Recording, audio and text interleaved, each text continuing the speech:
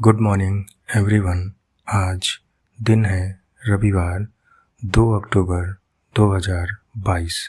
आज हम लोग पढ़ाई करेंगे लक्ष्मीकांत पॉलिटी की किताब से 9वां अध्याय मूल कर्तव्य फंडामेंटल ड्यूटीज़। तो चलिए शुरू करते हैं।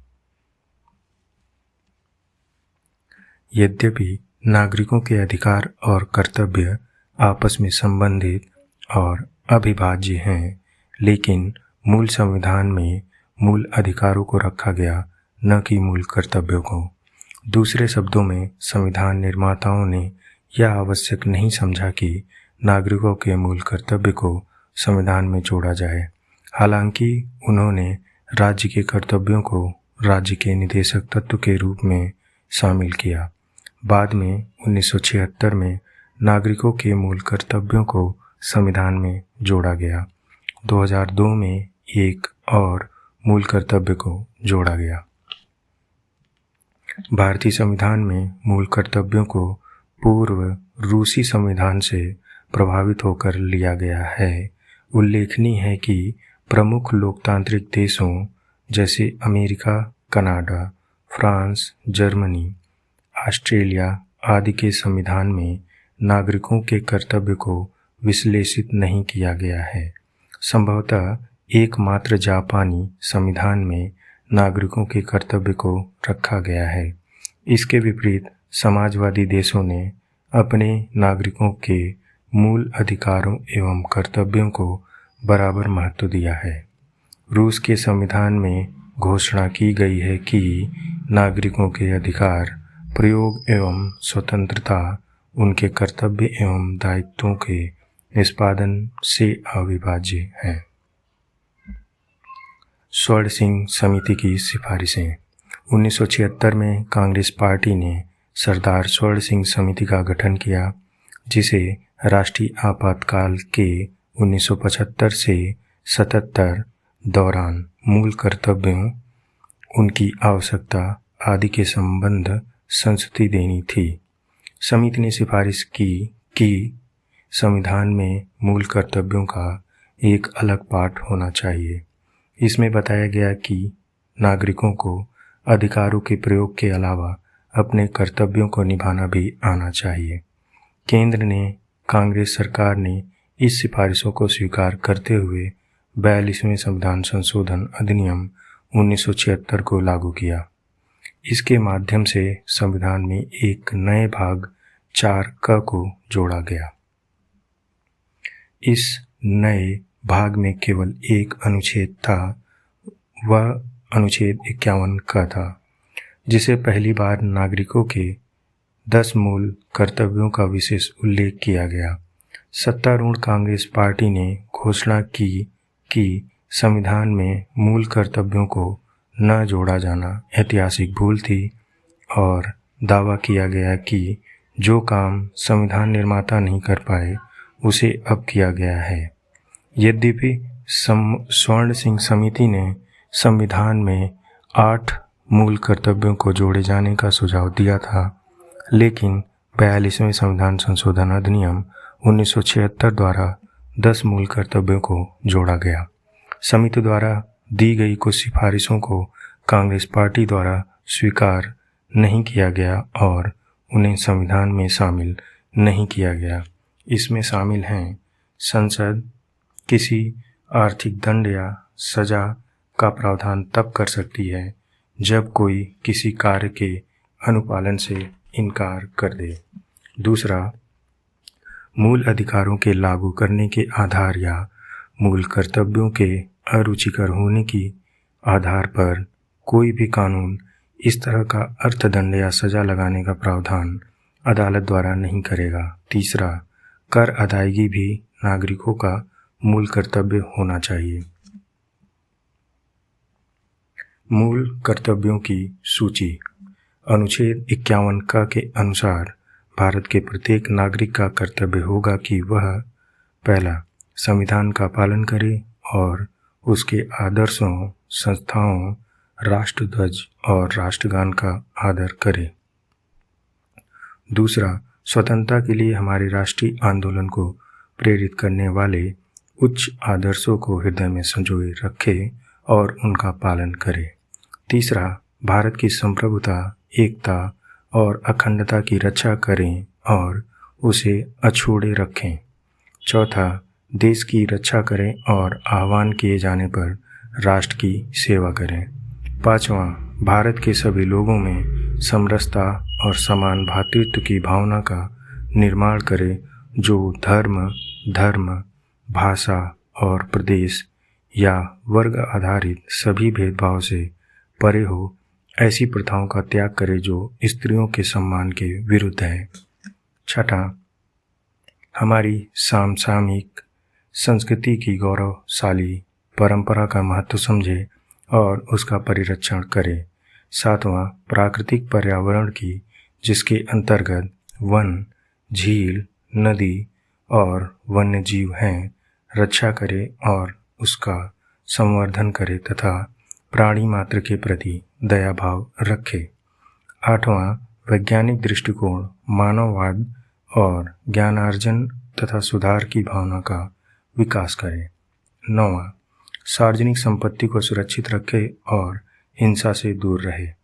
10वां, व्यक्तिगत और सामूहिक गतिविधियों के सभी क्षेत्रों में उत्कर्ष की ओर बढ़ने का सतत प्रयास करे, जिससे राष्ट्र निरंतर बढ़ते हुए प्रयत्न और उपलब्धि की नई ऊंचाइयों को छू ले। 11वां, 6 से 14 वर्ष तक की आयु के बीच अपने बच्चों को शिक्षा के अवसर उपलब्ध कराना। यह कर्तव्य 86वें संविधान संशोधन अधिनियम 2002 के द्वारा जोड़ा गया। मूल कर्तव्यों की विशेषताएं। निम्नलिखित बिंदुओं को मूल कर्तव्यों की विशेषताओं के संदर्भ में उल्लिखित किया जा सकता है। पहला, उनमें से कुछ नैतिक कर्तव्य हैं तो कुछ नागरिक। उदाहरण के लिए, स्वतंत्रता संग्राम के उच्च आदर्शों का सम्मान करना एक नैतिक दायित्व है, जबकि राष्ट्रीय ध्वज और राष्ट्रीय गान का आदर करना नागरिक कर्तव्य। दूसरा, ये मूल्य भारतीय परंपरा, पौराणिक कथाओं, धर्म एवं पद्धतियों से संबंधित हैं। दूसरे शब्दों में, ये मूलतः भारतीय जीवन पद्धति के आंतरिक कर्तव्यों का वर्गीकरण है। तीसरा, कुछ मूल अधिकार जो सभी लोगों के लिए, चाहे वे नागरिक हों या विदेशी, लेकिन मूल कर्तव्य केवल नागरिकों के लिए हैं, न कि विदेशियों के लिए। चौथा, निदेशक तत्व की तरह मूल कर्तव्य गैर न्यायोचित हैं। संविधान में सीधे न्यायालय के जरिए उनके क्रियान्वयन की व्यवस्था नहीं है, यानी उनके हनन के खिलाफ कोई कानूनी संस्तुति नहीं है, यद्यपि संसद उपयुक्त विधान द्वारा इनके क्रियान्वयन के लिए स्वतंत्र है। मूल कर्तव्यों की आलोचना। संविधान के भाग 4 क में उल्लिखित मूल कर्तव्यों की निम्नलिखित आधार पर आलोचना की जा सकती है। पहला, कर्तव्यों की सूची पूर्ण नहीं है क्योंकि इनमें कुछ अन्य कर्तव्यों जैसे मतदान, कर अदायगी, परिवार नियोजन आदि समाहित नहीं है। असल में कर अदायगी के कर्तव्य को स्वर्ण सिंह समिति की संस्तुति मिली थी। दूसरा, कुछ कर्तव्य अस्पष्ट, बहुअर्थी एवं आम व्यक्ति के लिए समझने में कठिन है। उदाहरण के लिए, विभिन्न शब्दों के भिन्न व्याख्या हो सकती है। उच्च आदर्श, समसामयिक, संस्कृत, वैज्ञानिक दृष्टिकोण आदि। तीसरा, अपनी गैर न्यायोचित छवि के चलते उन्हें आलोचक द्वारा नैतिक आदेश करार दिया गया। प्रसंगवश स्वर्ण सिंह समिति ने मूल कर्तव्यों को न निभाने वाला अर्थदंड या सजा की सिफारिश की थी। चौथा, संविधान में इन्हें शामिल करने की आलोचकों द्वारा अतिरेक करार दिया गया। ऐसा इसलिए क्योंकि संविधान में शामिल मूल कर्तव्यों को उन सभी को मानना है जो संविधान से संबद्ध भी न हो। पांचवा, आलोचकों ने कहा कि संविधान के भाग 4 में इनको शामिल करना मूल कर्तव्यों के मूल्य एवं महत्व को कम करती है। उन्हें भाग 3 के बाद जोड़ा जाना चाहिए था ताकि वे मूल अधिकारों के बराबर रहते। मूल कर्तव्यों का महत्व। आलोचनाओं एवं विरोध के बावजूद मूल कर्तव्यों की विशेषताओं को निम्नलिखित दृष्टिकोण के आधार पर स्वीकार किया जा सकता है। पहला, नागरिकों की तब मूल कर्तव्य सचेतक के रूप में सेवा करते हैं जब वे अपने अधिकारों का प्रयोग करते हैं। नागरिकों को अपने देश, अपने समाज और अपने साथी नागरिकों के प्रति अपने कर्तव्य के संबंध में भी जानकारी रखनी चाहिए। दूसरा, मूल कर्तव्य राष्ट्र विरोधी एवं समाज विरोधी गतिविधियों जैसे राष्ट्रध्वज को जलाने, सार्वजनिक संपत्ति को नष्ट करने के खिलाफ चेतावनी के रूप में कार्य करते हैं। तीसरा, मूल कर्तव्य नागरिकों के लिए प्रेरणा स्रोत हैं और उनमें अनुशासन और प्रतिबद्धता को बढ़ावा देते हैं।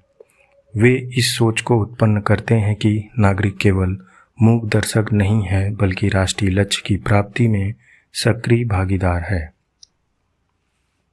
चौथा, मूल कर्तव्य अदालतों को किसी विधि के संवैधानिक वैधता एवं उनके परिरक्षण के संबंध में सहायता करते हैं। 1992 में उच्चतम न्यायालय ने व्यवस्था दी कि किसी कानून की संवैधानिकता की दृष्टि से न्याय व्याख्या में यदि अदालत को पता लगे कि मूल कर्तव्यों के संबंध में विधि में प्रश्न उठते हैं तो अनुच्छेद 14 या अनुच्छेद 19 6 स्वतंत्रताओं के संदर्भ में इन्हें तर्कसंगत माना जा सकता है और इस प्रकार ऐसी विधि को असंवैधानिकता से बचाया जा सकता है। पांचवा, मूल कर्तव्य विधि द्वारा लागू किए जाते हैं। इनमें से किसी के भी पूर्ण न होने पर या असफल रहने पर संसद उनमें उचित अर्थदंड या सजा का प्रावधान कर सकती है। तत्कालीन विधि मंत्री HR गोखले ने संविधान लागू होने के 26 वर्षों बाद मूल कर्तव्यों को शामिल करने के निम्नलिखित कारण बताए। स्वतंत्र भारत के बाद विशेषतः जून 1975 को आपातकाल की पूर्ण संध्या पर लोगों के एक वर्ग ने स्थापित विधि व्यवस्था का सम्मान करने की अपनी मूल प्रतिबद्धता के प्रति कोई उत्सुकता नहीं दिखाई। मूल कर्तव्यों के संबंधी पीठ के प्रावधानों का आंदोलनकारी लोग, जिन्होंने विगत में राष्ट्र विरोधी आंदोलन और असंवैधानिक विद्रोह किए हों, पर संयमी प्रभाव होगा। तत्कालीन प्रधानमंत्री इंदिरा गांधी ने संविधान में मूल कर्तव्यों को जोड़ने की उचित ठहराते हुए यह तर्क दिया कि इससे लोकतंत्र को मजबूती मिलेगी। उन्होंने कहा, मूल कर्तव्यों का नैतिक मूल्य अधिकारों को कोमल करना नहीं चाहिए, लेकिन लोकतांत्रिक संतुलन बढ़ाते हुए लोगों को अपने अधिकारों के समान कर्तव्य के प्रति भी सजग रहना चाहिए।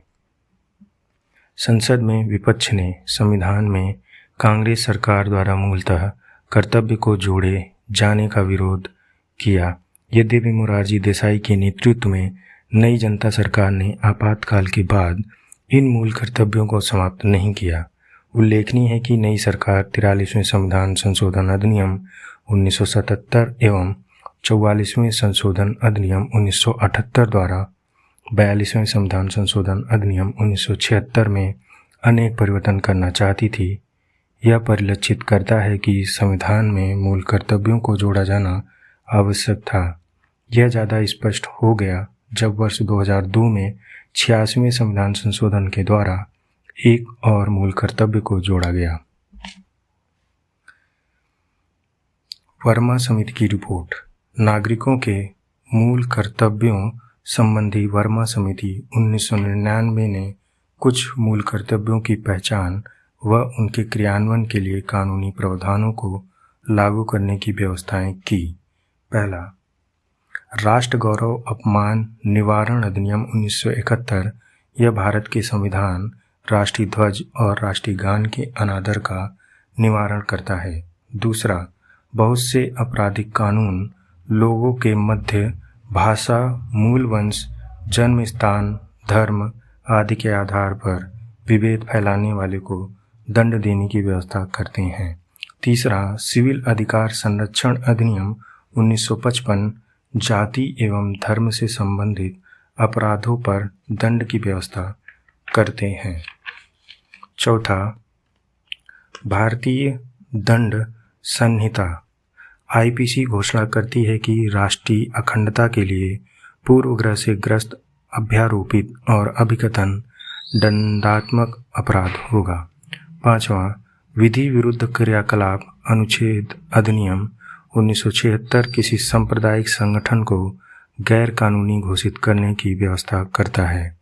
छठा, लोक प्रतिनिधित्व अधिनियम 1951 भ्रष्टाचार में संलिप्त, धर्म के आधार पर मत मांगने, लोगों में धर्म, जाति, भाषा के आधार पर विभेद बढ़ाने वाले संसद सदस्यों एवं राज्य विधानमंडल सदस्यों को अयोग्य घोषित करने की व्यवस्था करता है। सातवां, वन्यजीव संरक्षण अधिनियम 1972 दुर्लभ और लुप्तप्राय प्रजातियों के व्यापार पर प्रतिबंध लगाता है। आठवां, वन संरक्षण अधिनियम 1980 वनों की अनियंत्रित कटाई एवं वन भूमि के गैर वन उद्देश्यों के लिए इस्तेमाल पर रोक लगाता है। इसी के साथ हमारा लक्ष्मीकांत पॉलिटी का 9वां अध्याय मूल कर्तव्य कंप्लीट होता है। अगले अध्याय में हम लोग पढ़ाई करेंगे संविधान का संशोधन, अमेंडमेंट ऑफ द कॉन्स्टिट्यूशन। तब तक के लिए धन्यवाद।